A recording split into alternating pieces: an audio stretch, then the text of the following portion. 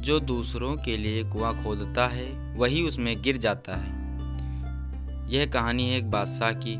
एक बादशाह था, उसके महल की चार दीवारी में ही वजीर और एक कारिंदे का आवास था। वजीर और कारिंद के एक एक लड़का था। दोनों लड़के आपस में पक्के दोस्त थे। दोनों हम उम्र थे और एक ही कक्षा में साथ साथ पढ़ते थे। दोनों खेलते खेलते भी साथ में थे। एक दूसरे के घर आना जाना खूब था। कारिंदे का लड़का जब वजीर को चाचा कहता और जो भी काम वजीर कर देता था। बादशाह की कोई संतान नहीं थी। वह कारिंदे के लड़के को बहुत प्यार करता था। बादशाह इतना प्यार करता था कि लड़के के लिए महल और दरबार के दरवाजे खुले रहते थे। लेकिन वजीर को यह बिल्कुल पसंद नहीं था कि बादशाह कारिंदे के लड़के से प्यार करे।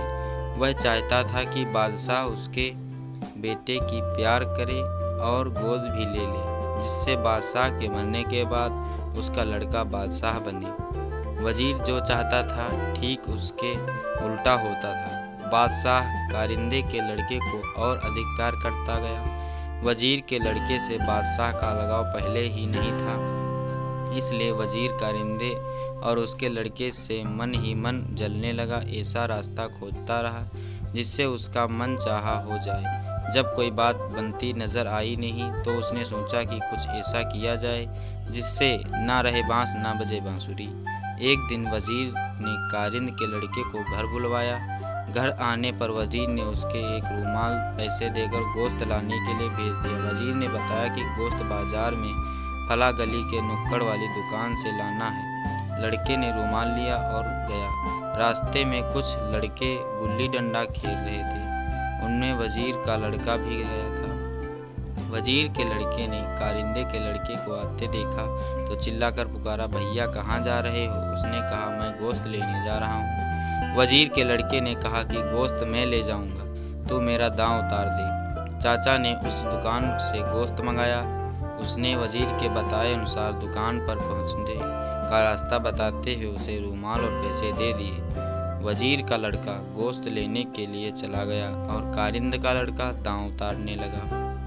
चलते चलते वजीर का लड़का उसी दुकान पर पहुंच गया। उसने पैसे और सामान देते हुए कहा कि इसमें गोश्त बांध दो। कसाई ने रूमाल को पहचान लिया। इस रूमाल में निशान बना हुआ था कि रूमाल की वजीर ने दिखाया था और कहा था कि जो लड़का इस रूमाल को लेकर गोश्त लेने आए उसका काम तमाम कर देना। फिर क्या हुआ, उसके एवज में वजीर ने पैसे भी दिए थे। इस काम के लिए कसाई ने अंदर एक भट्ठी जलाकर पूरी तैयारी कर रखी थी। कसाई ने रूमाल और पैसे लेकर कहा कि यहाँ बैठ जाओ, अभी गोश्त बांधता हूँ।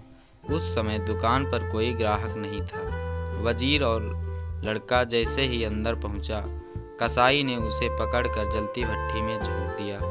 उधर दांव उतारने के बाद कारिंदे का लड़का पर चला आया। लगभग 2 घंटे बाद वजीर अपने घर से निकला। उसी समय कारिंदे का लड़का भी अपने घर से निकला। महल की चार दीवारी में दोनों का आमना सामना हो गया। वजीर पहुंचता है उससे पहले कि कारिंदे के लड़के ने कहा, वाह चाचा, भैया गोश्त ले आया।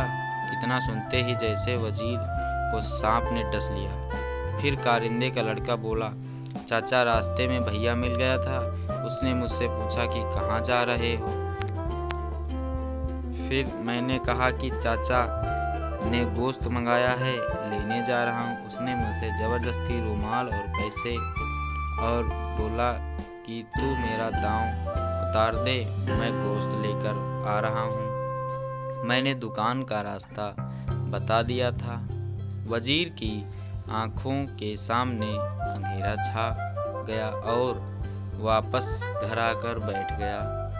फिर क्या हुआ, देखते देखते उसी बेगम ने उसकी हालत देखी तो हाय अल्लाह, क्या हो गया इन्हें कहकर बेचैन हो गई। वजीर बड़बड़ा कर रहा था, जो कुआं खोदता है वही उसमें गिरता है। मैंने दूसरे के लिए कुआं खोदा था और मैं खुद कुएं में, अपने खोदे कुएं में गिर गया।